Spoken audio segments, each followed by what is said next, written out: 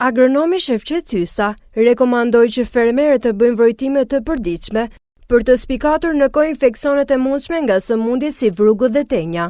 Ai theksoi rëndësinë e pincimit të majave, një proces që ndihmon në frenimin e shpërndarjes së lëngjeve ushqyese drejt lastarëve më të vegjël, duke ruajtur energjinë e bimës për pjesët më të rëndësishme.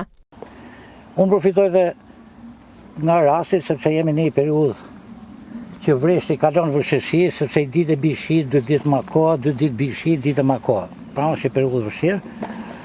Dhe rekomandoj fermerët që të bëjnë vrojtime të përditshme tek vreshti për sa i përket infeksionit për vrugun, sepse janë kushte ideale për zhvillimin e vrugut. Prandaj çdo ditë një kontroll të imësishëm për vrugun. E dyta, një kontroll të imësishëm për tenjen në mënyrë diagonale. Ajo krijon si shtradhe me rimëngësh dhe grumullon lulët dhe i ha në këtë punë. Dhe në këtë moment që flasim, sa të mbaroj lulëzimi, duhet bëhet pincimi i majave. Dhe konkretisht, pincimi i majave, jo prerje e majave. Pra ja, një pincim i majave. Çfarë do bëj kjo? Ky pincim. Ky do të frenoj vajtjen e lëndëve ushqyese dhe të ujit tek kjo dhe do të zbresi këtë degat, ke llastaret që janë më të vegjël. Gjithashtu, menjëherë pas lulëzimit është nevojshme të bëhet pastrimi i gjetheve për të përmirësuar ajrosjen dhe ndriçimin e rrushit. Një tjetër masë mbrojtëse është trajtimi kimik me bazë bakri dhe hi, i cili ndihmon në parandalimin e sëmundjeve të ndryshme. Është i domosdoshëm pincimi, jo prerja e majave. Operacion në këtë moment, domethënë pas lulëzimit, është dhe pastrimi i gjetheve, me qëllim që kur të trajtohen, pra të bëhet pastrimi, me qëllim që cepi të jetë pak a shumë i dukshëm.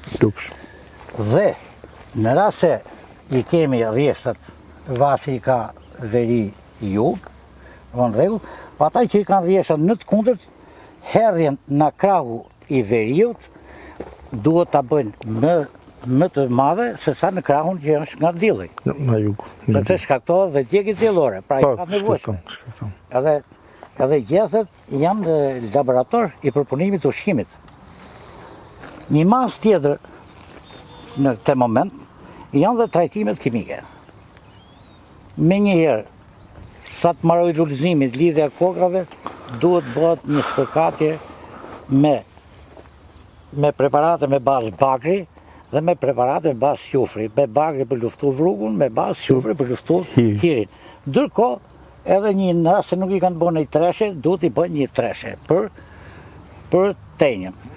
Në muj gusht, fermerët ankohen, ose funi korriku, fillimi gushtit ankohet që kanë shumë kalbëzim. Edhe vjen marrin preparate për kalbëzimin.